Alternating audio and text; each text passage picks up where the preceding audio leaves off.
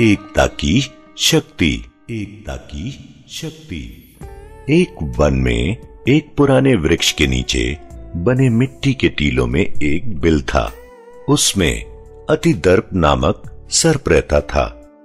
वह अत्यंत विशालकाय और भयानक था। अपनी शक्ति और घातकता के मद में वह किसी को कुछ नहीं समझता था।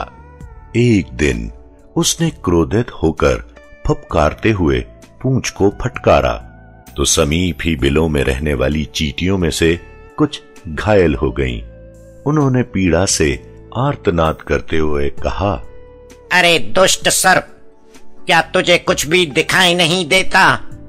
तूने अकारण ही हमें घायल कर दिया। सर्प ने उनकी ओर उपहास से देखते हुए कहा, जिनके पास शक्ति होती है वे चींटियों आदि तुच्छ एवं शक्तिहीन प्राणियों को नहीं देखा करते। तुम लोगों को स्वयं मुझसे दूर रहना चाहिए। मूर्ख, चींटियों के प्रधान ने कहा, तू अपनी शक्ति के मद में विषित हो गया है। तुझे समूह की शक्ति का ज्ञान नहीं। अत्यंत शक्तिशाली सम्राट, उसकी विशाल सेना और वीर पराक्रमी योद्धाओं के दिव्यास्त्र भी निरार्थक हो जाते हैं जब उन पर जनता क्रुद्ध हो जाती है।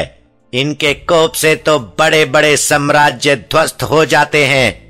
हिरण्याकश्यप जैसा महामायावी और महिषासुर जैसा महाबली योद्धा भी जन क्रांति का सामना नहीं कर सका। तू तो है ही क्या चीज। सर्प ने उपेक्षा से मुस्कुराते हुए उन्हें देखा और बिल में चला गया। चींटियों की सरदार ने क्रोधित होकर कहा, इस दुष्ट सर्प को सामूहिक शक्ति का ज्ञान कराना आवश्यक है, वरना ये और भी उद्दंड हो जाएगा। अत्याचारी के बल को समय रहते कुचल देना चाहिए, अन्यथा वह संपूर्ण समाज का विनाश कर देता है। अपनी सरदार के निर्देश पर चींटियों ने सांप के बिल के मुख पर तीक्ष्ण धारदार कंटेली के कांटों को बिछा दिया। सर्प जब रात्रि में निकला तो उन कांटों की रगड़ से बुरी प्रकार घायल हो गया। उसके शरीर में स्थान स्थान पर घाव हो गए। चींटियां उन घावों से जुड़ गईं। सर्प पीड़ा से व्याकुल हो उठा और तड़पने लगा।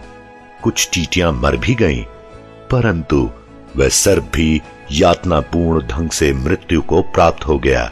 इसीलिए कहा गया है कि समूह की शक्ति से कभी शत्रुता मोल नहीं लेनी चाहिए।